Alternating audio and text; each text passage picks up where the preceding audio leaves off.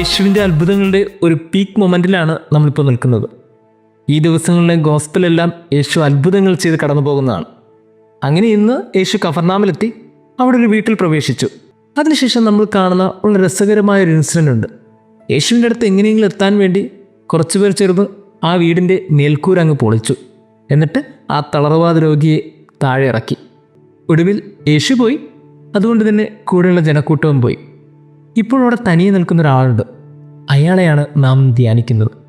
അയാളുടെ പേര് പറഞ്ഞിട്ടില്ല, പക്ഷേ ആ ധ്യാനത്തിലൂടെ തിരിച്ചറിയണം ആ വീട്ടുടമസ്ഥൻ.